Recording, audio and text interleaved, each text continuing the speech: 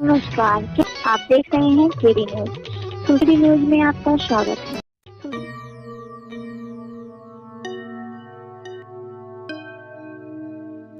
आज हम चर्चा करेंगे आखिर किन कारणों से एनडीए जीती और महागठबंधन हार गई। एक हम समीक्षात्मक राजनीतिक विश्लेषण करते हैं। बिहार की राजनीति हमेशा से दिलचस्प रही है। यहाँ जातीय गणित, राजनीतिक वादे, नेतृत्व की स्वीकार्यता और आखिरी वक्त का माहौल सब मिलकर खेल बदल देते हैं। इस चुनाव में भी बिल्कुल ऐसा ही हुआ।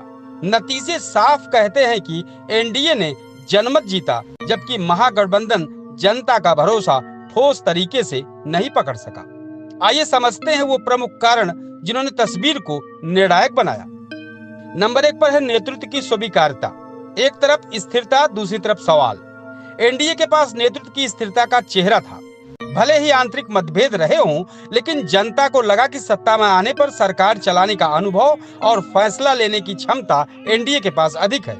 वहीं महागठबंधन में नेतृत्व पर असमंजस, चेहरे पर जनता का अधूरा भरोसा, शीर्ष नेतृत्व की अंतर्द्वंद वाली छवि, ये सब मिलकर जनता को पूरी तरह आश्वस्त नहीं कर सकी।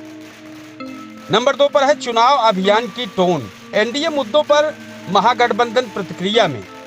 एनडीए अपनी अभियान रचना में आक्रामक और रणनीतिक रहा। उसने योजनाओं का ब्यौरा, सामाजिक सुरक्षा, सड़क, बिजली, शिक्षा जैसे पुराने काम, केंद्र सरकार की संयुक्त स्कीमें को सामने रखकर चुनाव की थीम अपने हिसाब से सेट कर दी। महागठबंधन अधिकतर रक्षात्मक मोड में दिखा। एनडीए के आरोपों का जवाब देते देते उसका अभियान रुक रुक कर आगे बढ़ा। अपनी उपलब्धियों और विजन को उतनी ताकत से नहीं बेच पाए जितना चाहिए था। नंबर 3 पर है युवा और पहली बार वोटर का मूड। युवाओं ने इस चुनाव में निर्णायक भूमिका निभाई। बहाली, नौकरी, स्किल मिशन, उद्यमिता योजनाएं, इन पर एनडीए ने सकारात्मक नैरेटिव तैयार किया। महागठबंधन ने बेरोजगारी मुद्दा उठाया जरूर, मगर विश्वास दिलाने की विश्वसनीयता रणनीति नहीं बना पाई।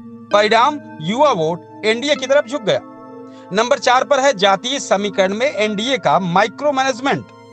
बिहार की राजनीतिक जातीय समीकरणों के बिना अधूरी है। यहाँ एनडीए ने बेहद संतुलित सामाजिक इंजीनियरिंग की, हर जात के समूह के साथ संवाद, प्रतिनिधित्व और स्थानीय स्तर पर संगठन, इन 3 स्तरों पर लगातार काम किया।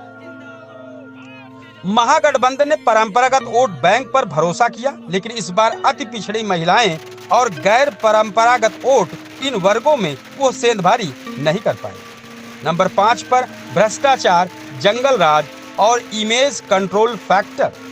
एनडीए ने महागठबंधन पर जंगल राज 2.0 और भ्रष्टाचार का नैरेटिव बहुत प्रभावी तरीके से स्थापित किया। भले जनता इस नैरेटिव को पूरी तरह स्वीकार करे या न करे, लेकिन इसमें महागठबंधन की विश्वसनीयता को झटका जरूर लगा।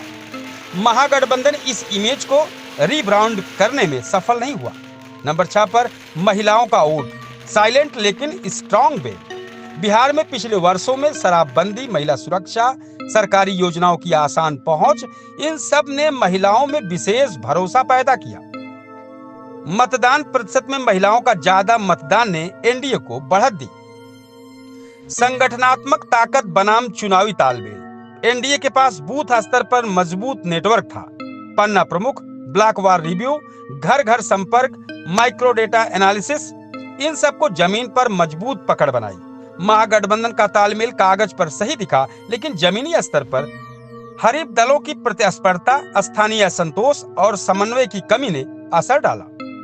इस खबर का साफ कंक्लूजन है कि इस चुनाव का परिणाम साफ संदेश देता है कि जनता ने सिर्फ नारों या गठबंधन को नहीं, बल्कि विश्वास, नेतृत्व और स्थिरता को चुना है। एनडीए ने जहां अपने काम, संगठन और स्पष्ट नेतृत्व से भरोसा मजबूत किया, वहीं महागठबंधन राजनीतिक असंतोष, नेतृत्व की अस्पष्टता और जमीनी तालमेल की कमी से जूझता रहा।